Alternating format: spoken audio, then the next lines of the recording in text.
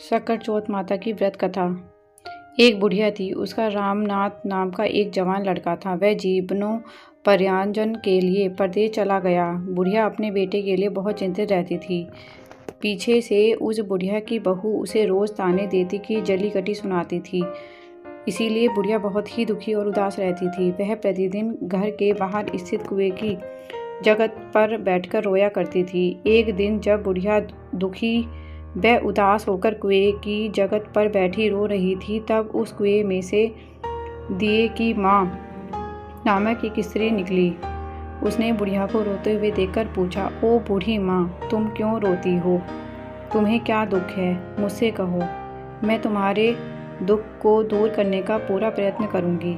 बुढ़िया ने उस स्त्री के प्रश्न का कोई ध्यान नहीं दिया और निरंतर रोती रही। उस स्त्री ने एक बार फिर पूछा, तब भी उस बुढ़िया ने कोई जवाब नहीं दिया। वह स्त्री उससे बार बार पूछती रही। बार बार पूछे जाने पर वह बुढ़िया झुंझला उठी। झुंझला कर बुढ़िया ने दिए की माँ से कहा कि तुम मुझसे बार बार एक ही प्रश्न कर रही हो, क्या तुम मेरे दुख का कारण जानने के बाद उसे दूर कर सकोगी? बुढ़िया की बात सुनकर दिए की माँ ने बुढ़िया को आश्वासन दिया और कहा, मैं अवश्य ही तुम्हारे दुख को दूर करने का प्रयत्न करूंगी। दिए की माँ का ऐसा आश्वासन सुनकर बुढ़िया ने कहा, मेरा बेटा जीवोपार्जन के लिए विदेश गया है। पीछे से मेरी बहू मुझे जली कटी सुनाती है और सताती रहती है। मेरे दुख का यही कारण है। बुढ़िया की बात सुनकर दिए की माँ ने कहा, यहाँ वन में सकटा माता निवास करती है। तुम अपना दुख उनसे कहो, वह बहुत ही कृपालु हैं। उन्हें दुखियों से बहुत ही सहानुभूति है। वे तुम्हारा दुख अवश्य ही दूर करेंगी। वह सबकी इच्छाओं की पूर्ति करती हैं। उनके आशीर्वाद से निर्धन को धन, निसंतानों को संतान, निर्बलों को बल, स्त्रियों को सौभाग्य, कन्याओं को इच्छित वर की प्राप्ति होती है। रोगी रोग से मुक्त हो जाता है। अभागों के भाग्य में वृद्धि होती है। इसमें कोई संदेह नहीं। सकटा माता के विषय में दिए की माँ ने सुनकर एक बुढ़िया सकटा माता के पास गई और उसके चरण पकड़कर रोने लगी। सकटा माता ने उस बुढ़िया से पूछा, बुढ़िया, तुम्हें क्या दुख है जो तुम इतना रोती हो? मुझसे कहो। बुढ़िया ने कहा, हे माता, आप तो अंतर्यामी हैं, आप सब कुछ जानती हैं। आप मुझे पहले आश्वासन दीजिए कि आप मेरे दुख का निवारण करेंगी, तभी मैं आपको अपने दुख का कारण बताऊंगी। सकटा माता ने कहा, दुखियों के दुख दूर करना ही मेरा काम है, अतः तुम मुझे अपने दुख का कारण बताओ। सकटा माता के ऐसे वचन सुनकर बुढ़िया ने कहा, मेरा लड़का जीविका कमाने के लिए विदेश गया हुआ है। पीछे से मेरी बहू मुझे असहनीय बातें सुनाती है, जिस कारण मैं दुखी होकर रोती रहती हूँ। बुढ़िया की करुणा व्यर्था सुनकर सकटा माता ने कहा, तुम घर जाकर मेरे लिए मनौती मान कर कि हे सकटा माता, यदि मेरा पुत्र सकुशल घर वापस आ जाए तो मैं आपकी पूजा करूंगी और सुहागिनों स्त्रियों को बुलाकर उन्हें भोजन कराऊंगी। सकटा माता के कहे अनुसार उस बुढ़िया ने घर आकर लड्डू बनाए। बुढ़िया 7 लड्डू बनाती थी तो वह 8 हो जाते थे। इसे देखकर बुढ़िया बहुत ही आश्चर्यचकित हो गई कि ऐसा कैसे हो रहा है। वह सोचने लगी कि कहीं मुझसे गिनने में तो कहीं भूल नहीं हो गई, या अपने आप एक लड्डू बढ़ने का क्या कारण है। उसी समय सकटा माता एक वृद्ध स्त्री का वेश धारण कर वहां आई और बुढ़िया से बोली, क्यों बुढ़िया, क्या आज तुम्हारे यहाँ कोई उत्सव आदि है? यह सुनकर बुढ़िया ने कहा, हाँ, आज मैंने सकटा माता जी के लिए सुहागिन स्त्रियों का भोजन के लिए निमंत्रण दिया है, परंतु जब मैं 7 लड्डू बनाती हूँ तो यह अपने आप ही 8 हो जाते हैं, इसीलिए मैं चिंतित हूँ। बुढ़िया की बात सुनकर सकटा माता ने उससे पूछा कि क्या तुमने किसी बुढ़िया को भी निमंत्रण दिया है? बुढ़िया ने कहा, नहीं, मैंने किसी बुढ़िया को निमंत्रण नहीं दिया, लेकिन तुम हो कौन? सकटा माता ने कहा, मैं एक बुढ़िया हूँ, चाहो तो तुम मुझे निमंत्रण दे सकती हो। ऐसा सुनकर बुढ़िया ने वृद्ध वेशधारी सकटा माता को भोजन के लिए अपने घर आमंत्रित किया। फिर बुढ़िया के घर सभी आमंत्रित सुहागिन स्त्रियां आ गईं। बुढ़िया ने वृद्ध स्त्री सहित सभी सुहागिन स्त्रियों को लड्डू व मिठाई सहित भोजन कराया, जिससे संकटा जी की कृपा हुई और रामनाथ के मन में अपनी माता व पत्नी से मिलने की प्रबल इच्छा उत्पन्न हुई। वह अपने घर वापस लौट आया। उसने घर वापस आने की खबर बुढ़िया को दे दी, परंतु वह ध्यान न देकर अपने काम में लगी रही और कहा कि लड़के को बैठाओ, मैं पहले सुहागिन स्त्रियों को भोजन कराकर अभी आती हूँ।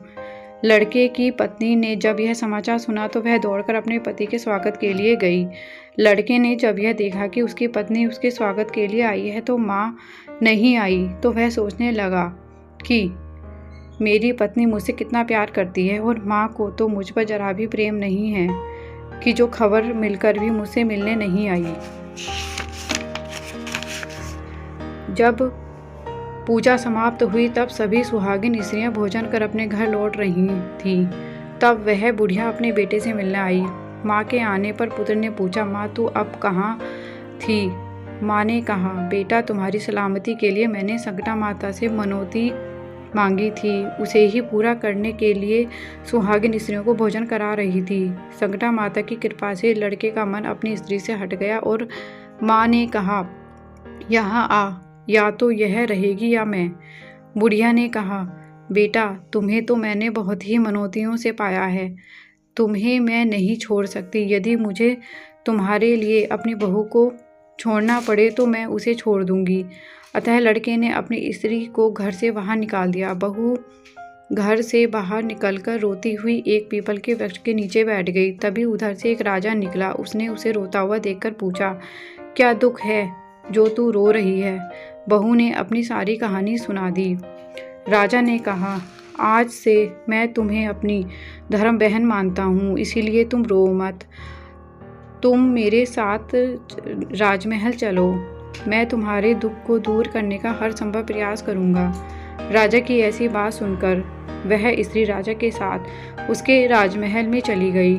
राजमहल पहुंचकर राजा ने रानी को सारी घटना से अवगत कराया और कहा, देखो आज से मेरी धर्म बहन है, अतः इसे कोई कष्ट नहीं होना चाहिए, तुम इसका ख्याल रखो। राजा ने यहाँ पहुंचकर रामनाथ की पत्नी ने संकटा माता के निमित्त लड्डू बांधकर सुहागिनों को भोजन पर आमंत्रित किया, साथ ही रानी को भी न्योता दिया।